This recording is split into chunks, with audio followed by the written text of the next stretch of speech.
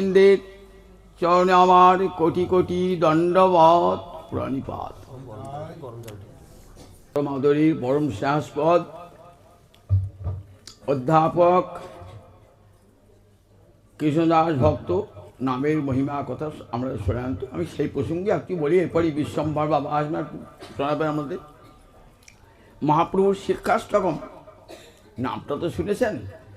8টা শ্লোকে মহাপ্রভু সমগ্র বৈদিক শাস্ত্রের সার মর্ম তুলে ধরেছেন।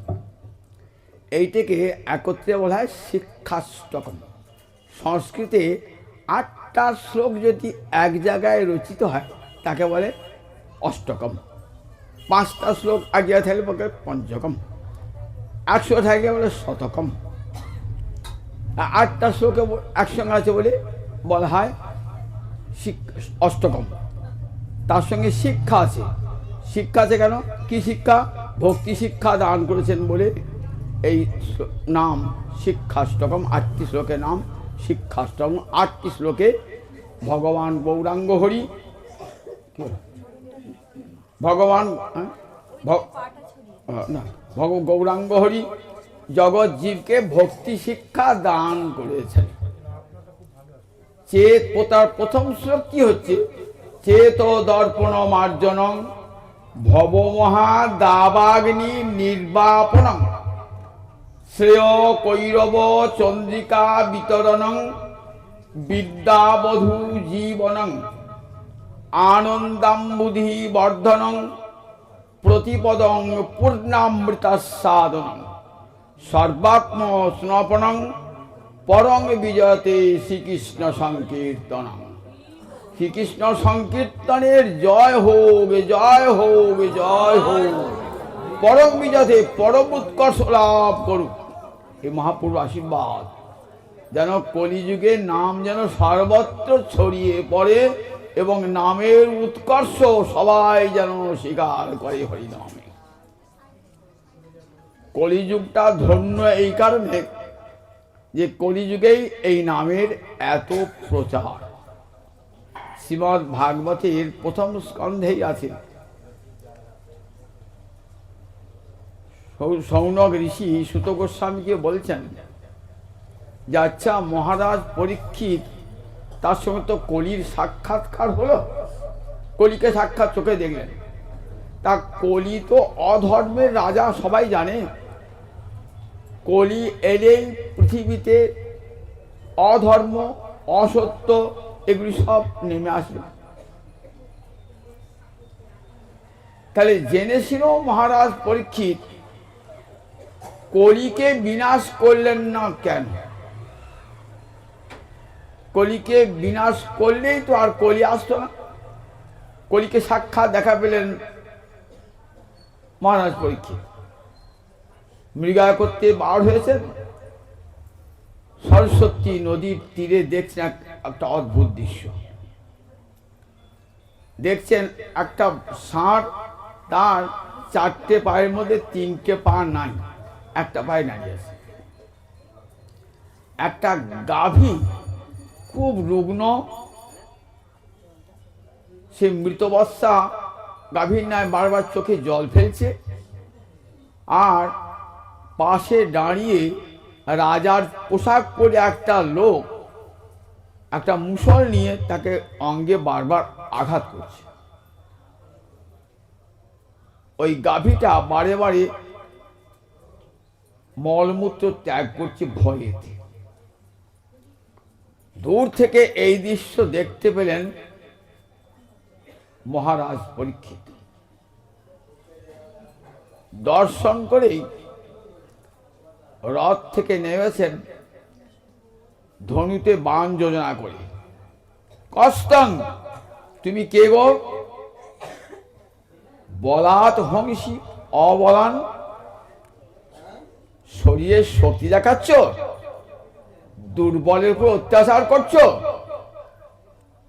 জানো না এখন সপ্তদ্বীপা পৃথিবীর অধিপতি কে? আমি মহারাজ পরীক্ষিত। যুধিষ্ঠির চলে গেল, কৃষ্ণচন্দ্র স্বধামে গমন করল, আমি আছি। যে গোবিন্দ কৃপা করে আমার মায়ের উদরে প্রবেশ করে আমাকে রক্ষা করেছিলেন, সেই কৃষ্ণ কৃপার প্রতীক আমি। কৃষ্ণ কৃপা যে কেমন হয় আমাকে দেখলেই লোকে জানতে পারবে। আমি তো মরিয়ে গিয়েছিলাম, ব্রহ্মাস্ত্র কোনদিন নিবারিত হয় না। সুদর্শন চক্র দিয়ে সেই ব্রহ্মাস্ত্রকে নিবারিত করে আমাকে বাঁচিয়ে আনলেন গোবিন্দ। দেখুন তার কৃপার কত বড় শক্তি। আমি যতক্ষণ আছি ততক্ষণ আমার রাজ্যে কোনো অধর্ম, কোনো অত্যাচার, অন্যায়, অসত্য প্রতিষ্ঠা পাবে না। এই বলে হে রাজার পোশাকধারী লোকটার কাছে গিয়েছে। তাকে কিছু না বলে প্রথমেই ষাঁড়টি বলছে, ষাঁড়ের মানে বৃষ আর ষাঁড়, তার তিনটে চরণ নাই, একটা চরণ দাঁড়িয়ে আছে। প্রথমেই জিজ্ঞাসা ষাঁড়টিকে, কো অবৃষ্যৎ তব পাদাং স্ত্রীন,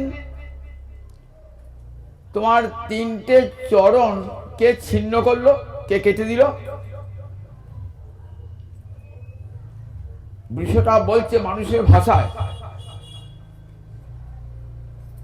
বলছেন মহারাজ, অধার্মিক বা পাপিষ্ঠ লোকের নাম করতে নাই। নাম করলে পারে যে নামটা উচ্চারণ করে তাকেও পাপ স্পর্শ করে। পাপী ব্যক্তির নাম যদি উচ্চারণ করা হয় তাহলে উচ্চারণকারীকেও সেই পাপীর পাপটা স্পর্শ করে। তাই পাপী ব্যক্তির নাম দেখবেন সাধুরা মুখে আনে না।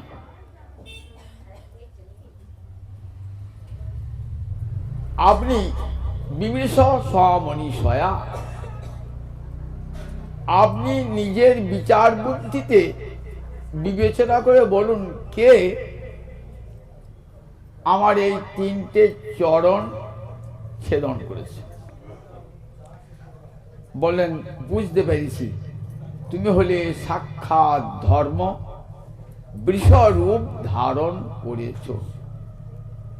তোমার তিনটে চরণ কলি ছেদন করেছে। সত্যযুগে তোমার চারটে পা ছিল, ধর্ম চতুষ্পদ ছিল সত্যযুগে। সত্যযুগের পর কোন যুগ এলো? ত্রেতা যুগ।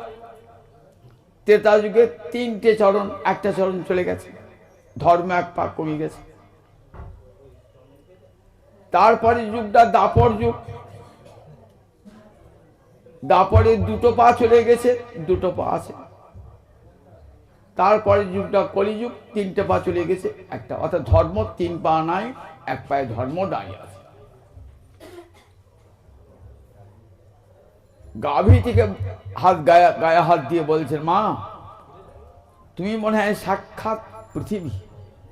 গো শব্দের একটা অর্থ হলো পৃথিবী। ধরিত্রী গাভী রূপ ধারণ করছেন বহুবার। বলছে মা তুমি পৃথিবী নয়, তুমি কাঁদছো কেন? কৃষ্ণ নাই বলে? কৃষ্ণ তোমার স্বামী। কৃষ্ণচরণ বক্ষে নিয়ে তোমার কত অহংকার ছিল। দেখো আমার স্বামী জগৎপতি কৃষ্ণ, তার চরণ চিহ্ন বক্ষে নিয়ে তুমি কত গর্বিনী ছিলে। কৃষ্ণ গর্বে গর্বিনী ছিলে। সেই কৃষ্ণ অপ্রকট হয়েছে তো, তাই তুমি ভাবছো তুমি অসহায়া। কোথাও কেউ যাগযজ্ঞ করে না, কোথাও বেদ পাঠ হয় না, সাধু ঋষিরা নিশ্চিন্তে থাকতে পারে না।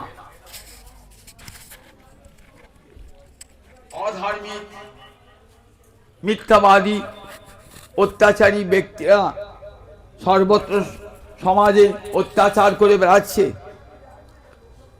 যজ্ঞের ভাগও তোমাকে দেয় না, তার জন্য তোমার দুঃখ নয়। শোনো মা, তুমি ভয় খেও না। আমি যতক্ষণ পৃথিবীতে রাজা রূপে আছি ততক্ষণ তোমার উপর কেউ আর অত্যাচার করতে পারবে না। বলে মা, তুমি সুস্থভাবে থাকো, কোনো তোমার চিন্তা নাই। বিষয়টিরও 4টি পাশ সংযোজন করে দিলেন। কলির কাছে দাঁড়িয়েছেন। এইবার সে রাজার পোশাক ধরে, যে কলিটি আছে না, রাজার পোশাক ধরে আছে কেউ, ওটা কলি। বলছেন, দেখো আমি তোমাকে হত্যা করব, আমার রাজ্যে তোমার স্থান নাই। যেখানে ধর্ম এবং সত্য প্রতিষ্ঠিত যে ভারতবর্ষে, এটি নাম ব্রহ্মাবর্ত। এই ভারতবর্ষের প্রাচীন নাম ব্রহ্মাবর্ত। সরস্বতী আর দৃষদ্বতী এই দুটো নদীর মাঝখানে এই ভারতবর্ষ। একে বলে ব্রহ্মাবর্ত। কেন না, পরম ব্রহ্ম বহুবার এখানে আবর্তিত হয়ে যেত, বহুবার বহুরূপ ধারণ করে আবির্ভূত হয়েছেন। দেখবেন ভারতবর্ষে যত অবতার, আর কোন দেশে কিন্তু এত অবতার আসে নাই। ভারতবর্ষে অবতারের পর অবতার এসেছেন ভগবান, কত রূপে এসেছেন ভগবান। প্রতি ধূলিকণায় ঋষিরা কি দর্শন করেছেন? ব্রহ্মকে দর্শন করেছেন। এই ভারতবর্ষের মাটিতেই হোমের আগুন, যজ্ঞের আগুন জ্বলেছে। এই ভারতবর্ষের মাটিতেই বেদ মন্ত্র উচ্চারিত হয়েছে। ঋষিরা সাক্ষাৎ বেদ মন্ত্র দর্শন করেছেন। পবিত্র ওঙ্কার মন্ত্র উচ্চারিত হয়েছে এই ভারতবর্ষের মাটিতে। এত পবিত্র মাটি।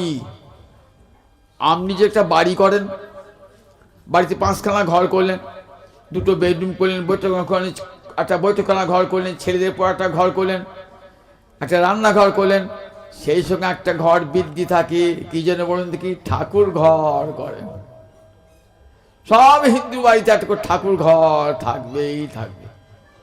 না হলো কোটা চিলেকোট, 2তলা 3তলা ছোট্ট পাড়া চিলেকোটাও করে সেখানে ঠাকুর রাখবার ব্যবস্থা করা থাকে। প্রত্যেকটি হিন্দু বাড়িতে একটি করে ঠাকুর ঘর, যে কোনো ঠাকুরেও একটা ঠাকুর আছে। তাই বিশ্বটাকে মনে করুন একটা বাড়ি ভগবান নির্মাণ করেছেন, গোটা বিশ্বটা।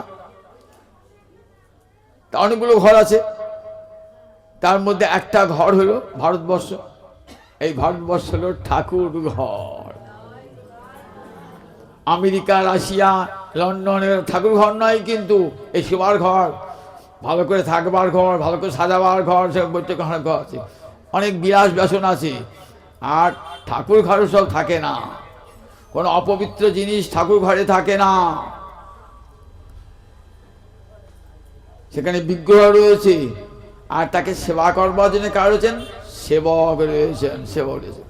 তাই ভারতবর্ষের প্রতিটি মানুষ ঈশ্বরের সেবক, এটি সবচেয়ে মনে ভাববেন। আমি অন্য কোথাও না জন্মিয়ে ভারতের মাটিতে জন্মালাম মানুষ হয়ে, অতএব গোবিন্দ সেবার জন্যে আমার জন্ম হয়েছে। আমি তার পুরোহিত, তার সেবক। তাই দেখুন ভারতবর্ষের প্রতিটি মানুষ কিন্তু দেখুন, সে অত্যাচারী হলেও দেখবেন তার মধ্যে কিঞ্চিৎ ধর্ম চিন্তা আছে। এমন একটি দেশ, এর মাটির এত গুণ না। ভারতবর্ষ বেঁচে আছে ধর্মে, আবার বেঁচে থাকবেও ধর্মেতে। ভারতবর্ষের মাটি থেকে কোনোদিন কেউ ধর্মকে উচ্ছেদ করতে পারবে না। এক এক রোগীর ধাত থাকে না, কারো সর্দির ধাত দেখবেন, কারো বায়ুর ধাত, কারো কফের ধাত থাকে। তো চিকিৎসকরা চিকিৎসা করেন ধাত দিকে চিকিৎসা করেন।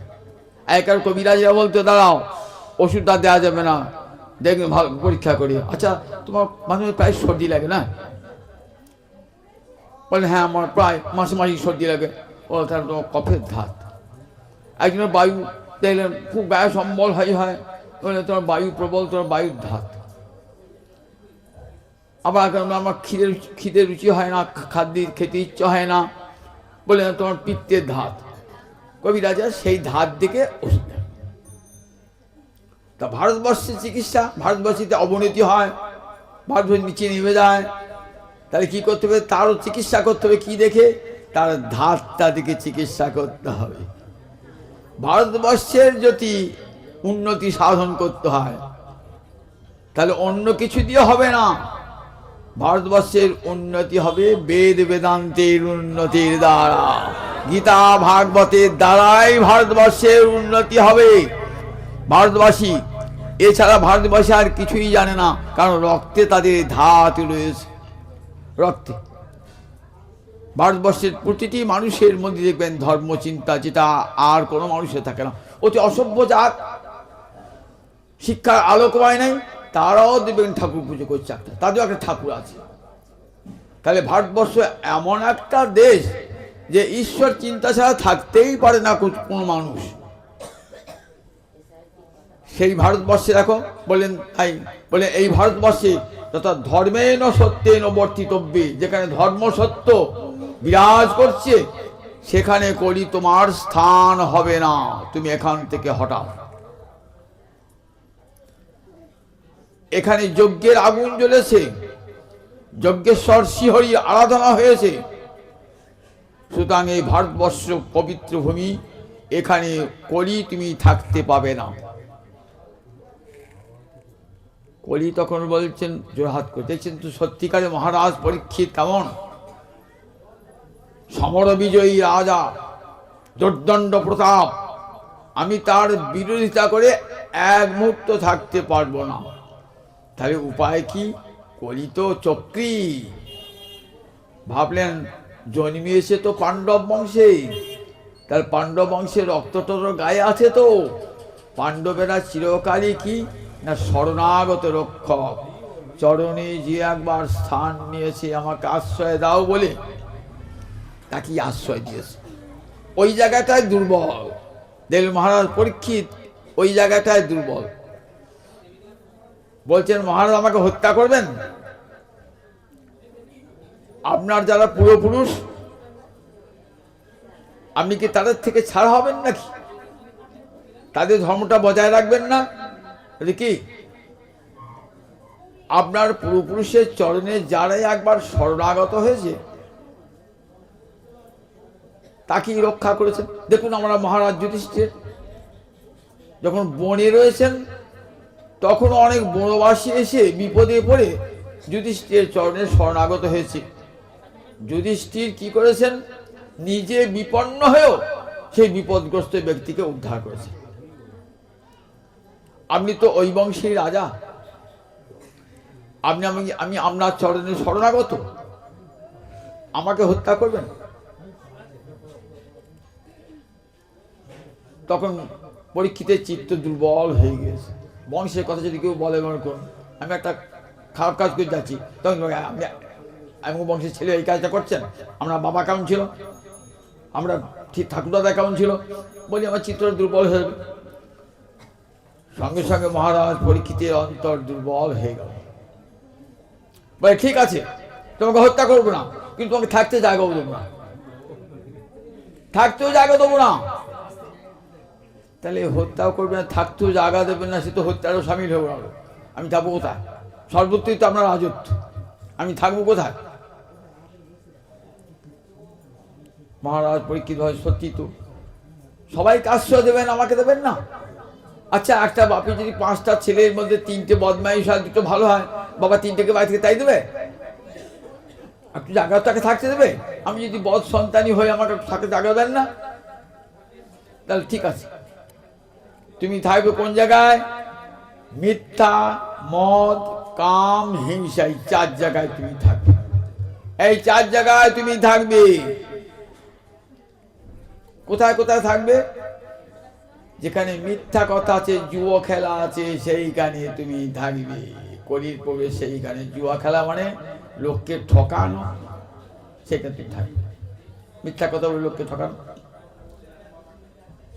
যেখানে মত্ততা, অহংকার আছে, খুব অহংকার, টাকা পয়সা প্রচুর করেছে, খুব অহংকার, সেখানে তুমি চলে যাবে। অহংকার পতনের আগে আগে চলে, যাও ওখানে তুমি থাকবে, তার পতন এনে দেবে। তুমি কলি হয়ে প্রবেশ করবে। আর যেখানে অবৈধ নারী সংজ্ঞাদি আছে, কাম আছে, সেখানে থাকবে, তার পতন হয়ে যায়। আর যেখানে হিংসা পশু হত্যাদি আছে, সেখানে তুমি থাকবে। জীব হিংসা আছে, পশু হিংসা থাকবে। বলছি 4টে জায়গা এমন জায়গা দিলেন, এ তো সাধু ব্যক্তি কেউ আপনার রাজত্বে কেউ এই 4টে যাবে না। মিথ্যা, মদ, কাম, হিংসা যাবে। যেমন কলি আছে, যাবে না। এমন একটা জায়গা দিন আমাকে, আমি নিশ্চিন্তে থাকতে পারবো। ভাবছেন মিথ্যা, মদ, কাম, হিংসা এই 4 জায়গায় কলি আমাদের পরীক্ষিতে এত প্রতাপ, কেউ থাকবে না সেখানে। আমি থাকবো কোথায়? আমি ভাষা পাবো কোথায়? কেউ আমাকে আশ্রয় দেবে না। তখন ঠিক আছে, জাত রূপম অদাত, তোমাকে সুবর্ণে থাকতে দিলাম। সুবর্ণ মানে সোনা, মানে ঐশ্বর্য। যেখানে বিষয় আছে, প্রচুর টাকা পয়সা, ধন দৌলত আছে, সেইখানে তুমি থাকো। বলে বাহ, ভালোই হলো। আমি তো চাইছিলাম একটা জায়গা যেখানে বিষয় আছে, ঐশ্বর্য আছে, আমি সেইখানেই থাকবো। কারণ সেখানে থাকলে 4টে জিনিসই থাকবে। ওই মিথ্যা কথাও থাকবে, মত অহংকারও থাকবে, অবৈধ নারী সঙ্গও থাকবে, হিংসাও থাকবে, 4টি থাকবে। আমার তো দাপট আবার যেমন তেমনি থাকবে। কলিকে যদি একবারে বধ করিতেন, তাহলে ঝামেলা চুকিয়ে যেত। মহারাজ পরীক্ষিত পণ্ডিত বিদ্বান হয়েও বুঝলেন কাজটা ভালো হলো না। মনে মনে ভাবলেন ওকে হত্যা করলেই ভালো হতো, কিন্তু হত্যাই বা কেমন করে করবেন? বলে ফেলেছে হত্যা করবো না, আশ্রয় দিয়েছেন, আশ্রয়টা কেড়ে নেওয়া উচিত হবে না? তখন মহারাজ পরীক্ষিত বললেন, দেখো তোমরা বিষয় ভোগ করবে, কেমন করে বিষয় ভোগ করবে? না কৃষ্ণের প্রসাদ করে বিষয় ভোগ করবে। বিষয় তো সবাই ভোগ করে, একটা দরিদ্র ভিখারি সেও বিষয় ভোগ করে, আর যার 5 তলা বাড়ি আছে, 20 কোটি টাকা আছে, সেও বিষয় ভোগ করে। বিষয় ভোগ না করে তো কেউ জগতে থাকতে পারে না। তাহলে কেমন করে বিষয়টা ভোগ করবে? না তেন তপ্তেন ভুঞ্জিতা, ঈশ্বর পরিষদের প্রথম কথাই হচ্ছে আগে গোবিন্দকে দেবে, ত্যাগ করে ভোগ করবে, ত্যাগের মধ্য দিয়ে ভোগ। এটাই সবচেয়ে বড় ভোগ। গীতা ভাগবত সবার শিক্ষা হলো ত্যাগের মধ্য দিয়ে যে ভোগ, সেই ভোগটাই সর্বশ্রেষ্ঠ ভোগ। গোবিন্দের প্রসাদ করে ভোগ করবে। সর্বত্র পাপ স্পর্শ করে, কিন্তু গোবিন্দের প্রসাদে পাপ যায় না। সেখানে কি করেন বৈষ্ণবরা? কি করেন? প্রসাদ ভোজি। তারা প্রসাদ ছাড়া কিচ্ছু খান না। জানেন জগতের সব অন্নে দোষ আছে, কিন্তু প্রসাদে নাই। গোবিন্দের অধরামৃত কৃষ্ণ গুণ সুচরিত, সুধাসারে সাধু বিনিন্দান, তার সাদ যে না জানে জন্মিয়া না মইল কেন, সে রসনা ভেক জিহ্বা সম। প্রসাদ মানে কৃষ্ণের অধরামৃত। সেটা স্বর্গের যে সুধা, সে সুধাতেও এ আনন্দ নাই। কৃষ্ণের প্রসাদে সুধার সার, জগতে যত সুধা আছে সমস্ত সুধার সার এই কৃষ্ণ নাম, কৃষ্ণের অধরামৃত। তাই কৃষ্ণের অধরামৃত কৃষ্ণ গুণ সুচরিত। তাই সাধু ব্যক্তিরা বলে না, অপ্রসাদী কোনো দ্রব্য আমরা গ্রহণ করব না। যারা ভজনশীল ব্যক্তি কোনোদিন দেখবেন অপ্রসাদী বস্তু তারা খায় না। গোবিন্দকে নিবেদন করে, তাই সেই প্রসাদ অতিথি অভ্যাগতকে দান করে, কুকুরাদি পশুগণকে দান করে, পক্ষীগণকে দান করে সব শেষটুকু ভোজন করেন। তাকে কি বলে? অমৃতভোজী। গীতায় বলা আছে দেখবেন, যজ্ঞ শিষ্টা আসীন সন্ত মুচ্যন্তে সর্ব কিল বিষয়। একে বলে যজ্ঞ। যজ্ঞ মানে যজ্ঞ বই বিষ্ণু, গোবিন্দের প্রত্যর্থে যাকে যজ্ঞ, গোবিন্দকে জন্মদান হলো, সেটা একটা যজ্ঞ। সেই যজ্ঞের প্রসাদ অতিথি অভ্যাগত দুষ্ট ব্যক্তিকে দান করে, পশু পক্ষীকে দান করে, শেষে অবশিষ্ট ভোজন করলে সে অমৃত ভোজ হয়, সে দীর্ঘায়ু হয়, কোনো পাপ তাকে স্পর্শ করে না। তাই বলেন বিষয় ভোগ করবে, তার বিষয়টা ভগবানকে দিয়ে ভোগ করবে, প্রসাদ করে ভোগ করবে। মহারাজ অম্বরীশ, প্রহ্লাদ, রাজর্ষি ভরত, এরা সবই তো বিষয় ভোগ করছে। রাজা ছিলেন তো, বড় বড় বিষয়। অস্ত্র যেতে হবে না, আমার মহাপ্রভুর কৃপাপ্রাপ্ত প্রতাপরুদ্রের নাম শুনেছেন তো? পুরী রাজা প্রতাপরুদ্র কত বড় বিষয়ী ছিলেন, কিন্তু তার বিষয় ছিল কৃষ্ণ সেবার সামগ্রী। কত দেখেছেন গৌরহরিকে, না বিষয়ী অন্ন খাইলে মলিন হয় মন, কিন্তু সেই বিষয়ই ছিলেন না। মহারাজ প্রতাপরুদ্র গৌর ছাড়া কিছুই জানতেন না। তার শয়নে গৌর, স্বপনে গৌর, গৌর নয়ন তারা, তার জীবনে গৌর, মরণে গৌর, গৌর গলার হারা। মহারাজ প্রতাপরুদ্র গৌর ছাড়া কিছুই জানতেন না। এত ঐশ্বর্যে সমৃদ্ধ ছিলেন, বলেছিল আমার মহাপুরুষ যদি আমাকে কৃপা না করে, রাজ্য ছাড়ি প্রাণ ত্যাগী হইব ভিখারি। আমি রাজ্য ত্যাগ করবো, ভিক্ষা গ্রহণ করবো, প্রাণ পর্যন্ত পরিত্যাগ করব, যদি আমাকে মহাপ্রভু কৃপা না করেন।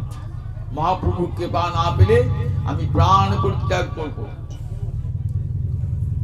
তিনি প্রতিজ্ঞা করেছেন আমাকে দেখা দেবেন না। আমারও প্রতিজ্ঞা রইল, আমি যদি মহাপ্রভুর কৃপা না পাই তাহলে জীবনটা পরিত্যাগ করব। দেখেছেন বিষয় রয়েছে, কিন্তু সেই বিষয় গোবিন্দ সেবায় লাগিয়েছেন। মহারাজ প্রতাপরুদ্র পরম হরিভক্ত রাজা জগন্নাথকে বলেছেন, প্রভু সব সময় যেন তুমি প্রসাদ করবে সব জিনিস। 24 ঘন্টার মধ্যে 21 ঘন্টা তোমার ভোজন হবে প্রভু, এই 3 ঘন্টা তোমার বিশ্রাম। তাই পুরীর জগন্নাথে দেখবেন সবসময় খেয়ে যাচ্ছে ঠাকুর, সবসময় খেয়ে যাচ্ছে ঠাকুর, 21 ঘন্টায় কাটছে ঠাকুর। হাত ধুয়ে মুছতে মুছতে আবার ভোগ, হাত ধুয়ে মুছতে মুছতে আবার ভোগ, এমনি করে 21 ঘন্টা ভোগ হয় ঠাকুরের। 3 ঘন্টা ঠাকুরের বিশ্রাম। কতখানি দেখুন প্রতাপরুদ্রের বশীভূত হয়ে গেছে জগন্নাথ। ভেবেছিলেন আমার এই জগন্নাথকে জানো, জগন্নাথ কেউ যে বাপুতি সম্পত্তি মনে না করে, পৈতৃক সম্পত্তি মনে না করে, তার জন্য নিজের 18টা পুত্রকে হত্যা করে নালা পুঁতে দিয়েছেন। দেখবেন পুরী পাড়ে 18 নালা আছে, নদীর 8টা সেতু আছে, তাকে বলে 18 নালা, যাতে আমার বংশের কেউ না থাকে যে আমাদের বংশের জগন্নাথ বলে দাবি করতে কেউ না পারে। সেই পুরী প্রতাপরুদ্র এত বিষয় ছিলেন, এত বিষয় ছিলেন, কিন্তু সেই বিষয় কিন্তু সব গৌরহরির চরণে অর্পণ করেই মনে মনে ভোজন করতেন। প্রতিদিন নিয়ম করে রাজা হয়ে 1 ঘন্টা করে গুরুর চরণ সেবা করতেন প্রতিদিন। কাশী মিশ্র ছিল রাজার গুরু, দেখবেন চৈতন্য চৈতামৃতে। প্রতিদিন রাজা হয়ে রাজকর্ম পরিত্যাগ করে 1 ঘন্টা করে গুরুর সেবা করতেন। সেই প্রতাপরুদ্রকে বিষয় বাইরের মতো বিষয়ী, বাইরে বিষয় হলে কি হয়, অন্তরটা তো বৈরাগ্যে ভরা। আমরা দেখি মহাপ্রভুর কত ভক্ত বিষয় পেয়েছেন, কিন্তু সেই বিষয়টাকে তারা নিজে ভোগ করেন নাই, গোবিন্দের বিষয় বলে ধরেছেন। পুণ্ডরিক বিদ্যানিধির কথা জানেন আমরা, চট্টগ্রামের জমিদার। চট্টগ্রাম মানে কোথায়? বাংলাদেশে চট্টগ্রাম। সেই চট্টগ্রামে চক্রশালা জমিদার ছিলেন পুণ্ডরিক বিদ্যানিধি, প্রচুর ঐশ্বর্যের মালিক পুণ্ডরিক বিদ্যানিধি। নবদ্বীপে এসেছেন পুণ্ডরিক বিদ্যানিধি। পুণ্ডরিক বিদ্যানিধি কৃষ্ণলীলায় কে ছিলেন? বিষভানু রাজা, রাধারানীর পিতা নাম ছিল বিষভানু। সেই বিষভানু রাজা গৌরলীলায় পুণ্ডরিক বিদ্যানিধি হয়ে এসেছেন।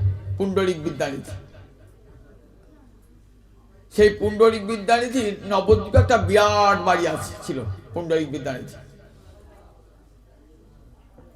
তখন তো বাংলাদেশ পশ্চিমবঙ্গ পৃথক ছিল না, অখণ্ড বাংলা ছিল। তাই মাঝে মাঝে আসেন নবদ্বীপে। তা একবার গদাধর পঞ্চতত্ত্বের এক তত্ত্ব গদাধর পণ্ডিত, ইনি পণ্ডিত গদাধর। আর কাটোয়ার যে গদাধর গৌরাঙ্গ তিনি কি গদাধর? দাস গদাধর। এই দুটো অনেকে ঘুরিয়ে ফেলেন। ইনি দাস গদাধর, ইনি হলেন নিত্যানন্দের আশ্রিত শিষ্য। আর পণ্ডিত গদাধর পঞ্চতত্ত্বের এক তত্ত্ব রাধারানীর অবতার বলা হয়। রাধারানীর শক্তি বিশেষ অর্পিত হয়েছিল গদাধরী, তাই মহাপ্রভুর বামে থাকতেন গদাধর সবসময়। বাল্যকাল হতে গৌরানুরাগ, কৃষ্ণার গৌরহরির প্রতি অনুরাগ, চিরকুমার ছিলেন। তা ওই চট্টগ্রামের এক বাসিন্দা ছিলেন, তার নাম মুকুন্দ। মুকুন্দ বলে, গদাধর তোমাকে একটা বৈষ্ণব দেখিয়ে আনবো তো। গদাধর ভালোই হবে, বৈষ্ণব দর্শন হবে, এ তো জীবনে মহাভাগ্য, বৈষ্ণব দর্শন হবে। বৈষ্ণব দর্শন মানে দর্শনে পবিত্র করো, এই তোমার কোন বৈষ্ণব দর্শন হলেই পবিত্র হয়ে যায়, গঙ্গায় যেতে হয় না, বৈষ্ণব দর্শন হলেই পবিত্র হয়ে যায়। তো চলো ভালো দিনটাই আজ কাটবে। গেলেন, দেখছি বাপরে বাপ, কত বড় বাড়ি। তখনকার দিকে জমিদারদের বাড়িগুলো কেমন ছিল বলো দিকে একবার? বিশাল বিশাল অট্টালিকা, কক্ষ, বৈঠকখানা, সেখানে বসে আছে একটা দামি খাটের উপরে, দামি বিছানা, তাকিয়ায় হেলান দিয়ে বসে আছেন, সামনে পানের রেকাবি, দাস দাসী সেবা করছে। দেখতে কি সুন্দর, এবং সাক্ষাৎ মদন মোহন, সাক্ষাৎ মদন, গায়ে অলঙ্কার, সোনার অলঙ্কার। গদাধর ভাবছে এই আবার বৈষ্ণব কি হলো? বৈষ্ণব হবে ছেঁড়া কাঁথা, ন্যাড়া মাথা, কাঁধে বহিবাস, এই তো বৈষ্ণব হবে। বাবা, এমন বৈষ্ণব! মনে মনে ভাবলেন, ধুর, আমার দিনটা আজ বৃথাই গেল, বৈষ্ণব দেখতে এলাম, একে বৈষ্ণব বলে? কত বিলাসী, দেখো বাড়িখানা, দেখো কত বড়, পোশাক আশাক দেখো, দামি দামি পোশাক, বসে আছেন একটা দামি খাটের উপর বসে আছেন, গায়ে হিরে জহরত মণিমুক্ত অলঙ্কার। বৈষ্ণব হলে কি করে? মনে ভাবছেন, দাস দাসী সেবা করছে। মুকুন্দ বুঝতে পেরেছে যে গদাধরে মনে মনে একটা বিতৃষ্ণা দেখা দিয়েছে। বৈষ্ণব চিনিতে নারে দেবেরও শকতি, দেবতারাও বৈষ্ণবকে চিনতে পারেন না। মালা তিলক থাকলেই বৈষ্ণব হয় না, বৈষ্ণব হতে মনে সবচেয়ে বড় বৈষ্ণব হতে হয়। মনটাকে কৃষ্ণ অনুরাগের রঙে রাঙাতে হয়, তবেই যথার্থ বৈষ্ণব। মালা তিলকও থাকবে, কিন্তু মনটাও থাকবে গোবিন্দ চরণে। তাই যথার্থ বৈষ্ণব তেমন দেখুন চেনা যায় না। বৈষ্ণব চিনিতে নারে দেবেরও শকতি, দেবতারাও পারে না, বৈষ্ণব চিনতে পারেন না। তখন মুকুন্দ ভাগবতে একটি শ্লোক উচ্চারণ করেন। ভাগবতের শ্লোকটিতে গোবিন্দের করুণার কথা বলা আছে। অহো বকিয়াং স্তনকাল কুটং জিঘাংসয়া অপায়দ অপ্রসাদ্ধি লেভে ধাতৃচিতাং গতি কং বা দয়ালুং শরণং ব্রজেব। বকি মানে বকাসুরের ভগিনী পুতনা, বকি মানে পুতনা, জং স্তনকালকুটং, যাহাকে স্তনবৃন্তে কালকুট বিষ মাখিয়ে অপায়ত পান করিয়েছিলেন, সেই অসাধ্যী পুতনা জিঘাংসা হত্যা করবার উদ্দেশ্যে ওই বিষ মাখা স্তন্য পান করিয়েছিলেন, কিন্তু বিনিময়ে কি পেলেন? লেভে ধাত্রুচিতাঙ্গতি। গোবিন্দকে বিষ দিল 6 দিনের শিশু কৃষ্ণ, 6 দিন তখন বয়স, বিষ দিল, পেল কি? লেভে ধাত্রুচিতাঙ্গতি, ধাই মায়ের গতি। ধাইমা একটা মা, সপ্ত মাতার মধ্যে ধাইমা একটা মা। এই মায়ের ধাইমা কাকে বলে? আগেকার দিন তো নার্সিং হোম হসপিটাল ছিল না, সন্তান হতো বাড়িতে, আমরা বাড়িতেই হয়েছি। তখন একটা ঘর থাকতো, আতুর ঘর থাকতো, সেইখানে ধাইমা সে কি করতেন? প্রসব করাতেন। ধাইমাকে, ধাইমা মায়ের সমান ছিল। ধাইমাকে পুজোর সময় কাপড় পরাতে হতো, মাঝে মাঝে টাকা পয়সা ধাইমাকে দিতে হতো, নিমন্ত্রণ করতে হতো, মায়ের সমান ধাইমা। তা ধাইমায়ের গতি, লেভে ধাত্রুচিতাঙ্গতি, তাকে ধাইমায়ের গতি দান করলো। কেন? ও মায়ের রূপে এসেছে, যে মায়ের রূপে এসেছে বলে, মায়ের বেশ ধরে এসেছে, তো তাই কি দেবো ওকে? যাও তুমি আমার মা যশোদার কাছে কাছে থাকবে, ধাইমা একটা সেবা পাবে। কখনো কখনো মা যশোদা ছেলেটা কাউকে ধরতো রে, আর নিতে পারছি না, ছেলেটাকে একটু দুধ খাওয়াতো, এগুলো করবে তো মায়ের মতন পাবে, সেবা পাবে। তাই লেভে ধাত্রুচিতাঙ্গতি, পুতনা ধাইমা হয়ে গেল। রক্ত মাখা মুখ যার, শিশুর রক্ত যে পান করে, জগতে তার মতন পাপিয়সী আর কেউ আছে? এমন নিষ্ঠুর জননী যে শিশুর রক্ত পান করে, পাপ অনেক কি করতে পারে, কিন্তু এত বড় নিষ্ঠুর পাপ শিশুর। 10 দিনের কম 10 দিনের বেশি বয়স সমস্ত ব্রজের শিশুদের গলা টিপে মারছে আর রক্ত খাচ্ছে। তাকে দিলেন অহবকিয়ং স্তনকালকুটং জিঘাংসায় অপায়ত, অসাধ্য। বলো আর কোন ঠাকুর পৃথিবীতে এমন আছেন যে বিষ দিলে বিনিময়ে অমৃত দেয়? কংবা দয়ালু, আমার গোবিন্দের মতন এমন দয়াল আর কেউ আছে? আমার রাধা মাধবের মতো এমন দয়াল জগতে আর কেউ আছে? কংবা দয়ালু, কোন ভগবানের শরণ গ্রহণ করব? যে ভগবান বিষ দিলেও অমৃত দেয়, বিষ দিলেও অমৃত দেবে। গোবিন্দ আমার বিষ দিলেও অমৃত দেবেন। তার 6 দিনের যখন শিশু, তখন জগৎকে দেখালেন যে আমাকে কিছু না কিছু দাও না কেন? জানো, কংস আমাকে মারতেই ছিল, আমি তাকে কি দিয়েছি? আমি তাকে স্বর্গ গতি দান, মুক্তি দান করেছি। শিশুপালকে আমি মুক্তি দান করেছি, আমাকে মারতে এসেছিল, মুক্তি দান করেছি। আমি কারণ খারাপ করি না, জানো তো। আমাকে মারতে এলো, আমাকে শত্রুভাবে চিন্তা করলো, আমি তাকে মুক্তি দান করি। এমন ঠাকুর জগতে আছে? হতারই গতিদায়ক।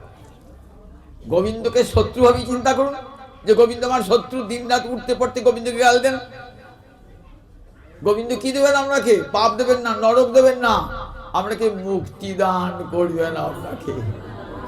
এমন ঠাকুর জগতে আছে যে গাল দিলে মুক্তি দান করে? গোবিন্দকে গাল দেন, আচ্ছা গোবিন্দ তোমাকে গাল দিলে তুমি মুক্তি দাও কেন?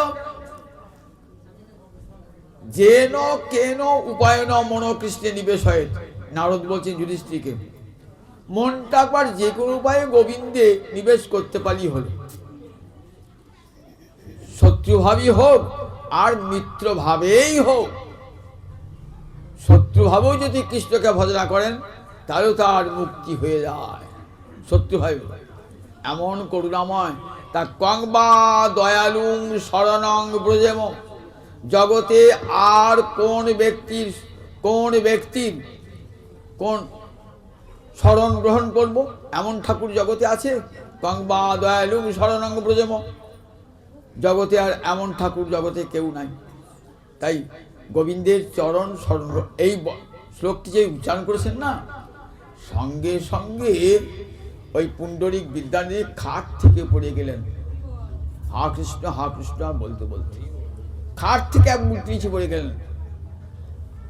অঙ্গে অষ্ট সাত্ত্বিক বিকার, অঙ্গ থর থর করে কাঁপছে, গা দিয়ে ঘাম ঝরছে, সে অশ্রু, চোখ দিয়ে জল পড়ছে, অশ্রুকম্প পুলক জেগেছে।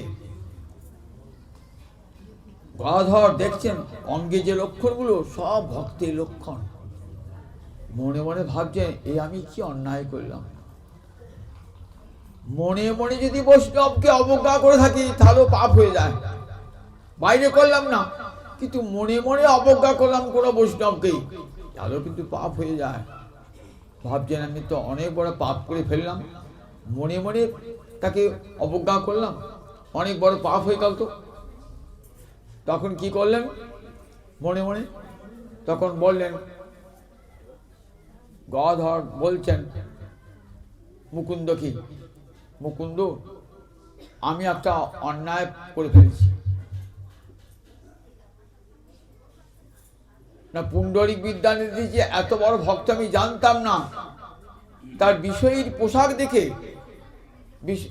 অঙ্গে বিষয়ীর অলঙ্কার দেখে আমি তাকে মনে মনে তার প্রতি বিরূপ ভাব পোষণ করেছিলাম। তাই কি করে আমি সেই বৈষ্ণব অপরাধ থেকে মুক্তি পাব তা জানো? আমি একটা মনে মনে স্থির করেছি। কি স্থির করেছ? না, আমি ওনার কাছে দীক্ষা গ্রহণ করব, শিষ্য হয়ে যাব। গুরু শিষ্যের সব অপরাধ ক্ষমা করে। বললেন, তুমি মহাপ্রভুর পরামর্শ নাও। মহাপ্রভু বলেন, হ্যাঁ, তুমি তো পুণ্ডরিক বিদ্যানিধিকে দীক্ষা নেবে, কারণ তুমি তো রাধারানী। রাধারানী কার কাছে দীক্ষা নেবে? তার পিতা বিশ্বভানুর কাছে দীক্ষা নেবে। পুণ্ডরিক বিদ্যানিধি বিশ্বভানু, আর রাধারানীর অবতার গদাধর। গদাধর পণ্ডিত দীক্ষা নিলেন ওই পুণ্ডরিক বিদ্যানিধির কাছে। তাই দেখুন, বিষয় কেমন করে ভোগ করতে হয় জগৎ থেকে। বিষয় থাকুক, তার ক্ষতি নাই, বিষয় থাকলেও কোনো ক্ষতি নাই। তুমি যেন বিষয়ে ডুবে যেও না। ভাববে বিষয়টা গোবিন্দের, বিষয়টা গোবিন্দের, আমার নয়। আমার ভাবটাই তো মোহ থেকে আসে। আমি যখন মরে যাব, বিষয়টা আমার সঙ্গে যাবে। আমি 5 কোটি টাকা ব্যাংকে রেখেছি, আমার মরার পর আমার ছেলে কি 5 কোটি টাকা শ্মশানে দিয়ে আসবে, ফেলে দিয়ে আসবে? না বাবা, তুমি নিয়ে চলে যাও। আর আমি কি নিয়ে যেতে পারবো ওই টাকাটা? যদি দেয়ও ফেলে, আমি কি নিয়ে যেতে পারবো? তাহলে এই জগতের বিষয়টা যেটা উপার্জন করলাম, এই জগতেই সেটা থেকে গেল। আমার সঙ্গে আমি সঙ্গে কিছু আনি নাই, আবার যাবার সময় কিছু নিয়ে যাই নাই। আলেকজান্ডার যখন মরিছিল না, তখন কফিনে আলেকজান্ডারকে বলে, আগে থেকে বলে গেছেন যে আমাকে যখন কফিনে করে নিয়ে যাবে, আমার 2 হাত ঝুলিয়ে নিয়ে যাবে, 2 হাত ঝুলিয়ে নিয়ে যাবে। সমস্ত দেহটা কফিনে পড়া থাকবে, হাত 2 ঝোলা থাকবে। কেন? জগৎকে জানাবে যে আমি খালি হাতে এসেছি, খালি হাতে যাচ্ছি। জগৎকে দেখাবে, জগতের জীবের শিক্ষা হবে, আমি বহু রাজ্য জয় করেছি, বহু অর্থ ঐশ্বর্য উপার্জন করেছি, কিন্তু যাবার সময় খালি হাতেই যাচ্ছি। খালি হাতে এসেছি, খালি হাতে যাচ্ছি। এটা তো আমরা চিন্তা করি না। বিষয় পড়ে থাকবে, কোনটাই আমার সঙ্গে যাবে না। কে যাবে? ধর্ম এক এব, একমাত্র ধর্মই যাবে আমার সঙ্গে। যুধিষ্ঠির যখন যাচ্ছেন না স্বর্গে, সঙ্গে একটা কুকুর যাচ্ছে। মহাভারতের মহাপ্রস্থানিক পর্বটা পড়বেন, সঙ্গে কুকুরটা যাচ্ছে। দেবরাজ ইন্দ্রের দূত দরজা বন্ধ করলেন, কুকুর ঢুকতে হবে না এখানে। বলে যুধিষ্ঠির তুমি একা এসো, কুকুরটাকে ফেলে দিয়ে এসো। বললেন না, যদি কুকুরকে ঢুকতে দাও তবে যাবো, কুকুরকে ঢুকলে আমি যাবো। তুমি স্বর্গে আসবে না, তুমি স্বর্গে আসার অধিকারী তো। না, স্বর্গে যাবো না, আমার কুকুরটাকে যদি ঢুকতে দাও। বলে কেন গো? বললেন কুকুরটা কে জানো? কুকুরটা সাক্ষাৎ ধর্ম, আমি যেখানে থাকবো ধর্ম সেখানেই থাকবে। ওই ধর্মই আমার সব দিয়েছে, কেউ নাই, কিন্তু ধর্মটি আমার সঙ্গে এসেছে। কখনো এক মুহূর্তের জন্য ধর্ম তিনি পরিত্যাগ করেন নাই। তাই মহারাজ পরীক্ষিত কলিকে বধ করলেন না কেন? নানুদেষ্টি কলিং সম্রাট সারঙ্গৈব সারভুক। সুত গোস্বামী শৌনক ঋষিকে বলছেন, জানো কেন কলিকে দেখেও বধ করেন নাই? কলিকে তো বধ করতে পারতেন, করেন নাই কেন? নানুদেষ্টি কলিং সম্রাট, সম্রাট কলিকে প্রতি বিদ্বেষ পোষণ করে তাকে হত্যা করেন নাই। কেন করেন নাই? তিনি জানতেন কলিকাল এলে কি হবে, কৃষ্ণচন্দ্র আসবেন গৌরাঙ্গ রূপে, শচীগর্ভ সিন্ধু মাঝ আমারে গৌর হরি আসিবে, ঘরে ঘরে নাম বিলাবে গৌর হরি আসিবে, ঘরে ঘরে নাম বিলাবে আমারে গৌর হরি আসিবে। যদি কলি না থাকতো তাহলে মহাপ্রভুকে পেতাম, যে মহাপ্রভু আমার ঘরে ঘরে কলিজীবের দাঁড়ে দাঁড়ে নাম দিলেন, সেই মহাপ্রভুকে, সেই নিতাই চাঁদকে পেতাম যদি কলিকে। তাই সারঙ্গৈব সারভুক, ভ্রমর সে কি করে? ফুলটা নষ্ট করে না, ফুলের মধুটা খেয়ে নেয়, ফুলটা যেমন করে রেখে দেয়, ঠিক তেমনি কি করলেন? কলিকে রেখে দিলেন, কিন্তু কলি পুষ্পে হরিনাম মধু আছে, হরিনাম মধু। দেখলেন কলিকাল যদি চলে যায় আর কোনো কালে এমন নামের মহিমা নাই, কলিকালই একমাত্র আমার হরিনামের মহিমা। হরে কৃষ্ণ কৃষ্ণ কৃষ্ণ হরে হরে, হরে রাম রাম রাম হরে হরে। কলের দোষ নিধে রাজ অনেক ঝস্তি মহান গুণ। মহারাজ পরীক্ষিতকে বলছেন সুখদেব, কলি দোষের আকর, কিন্তু মহারাজ একটা তার গুণ আছে। কি গুণ তার? কীর্তনাদেব কৃষ্ণস্য মুক্ত সঙ্গ পরম বুঝে। একবার যদি কৃষ্ণ বলি তাহলে সমস্ত আসক্তি বিনাশ করে পরম বুঝে পরম গতি সে লাভ করবে, পরম গতি সে লাভ করবে। তাই আমার মহাপ্রভু এই কলিকাল যদি না থাকতো, আমার মহাপ্রভু আসতেন না, নিতাই চাঁদ আসতেন না, জীবের দাঁড়ে দাঁড়ে নাম প্রেম আমরা পেতাম না। মহাপ্রভুর করুণায়, নিতাই চাঁদের করুণায় আর জগৎবাসী সবাই হরিনাম পেয়েছে। এসেছেন বিষ্ণুবাবু? বিষ্ণুবাবু এসেছেন? হ্যাঁ বেশ। তাই আজ 8টা বেজে গেছে। তাই আমার মহাপ্রভুর করুণায় যে আমাদের কৃষ্ণদাস যে বললেন নামের মহিমা, সেই নাম আমার মহাপ্রভু করুণা করে নিয়ে এসেছেন জগৎ জীবকে দান করবার জন্যে। তাই কলিকাল ধন্য, যেহেতু হরিনাম আছে। জয় নিতাই, জয় নিতাই, জয় নিতাই।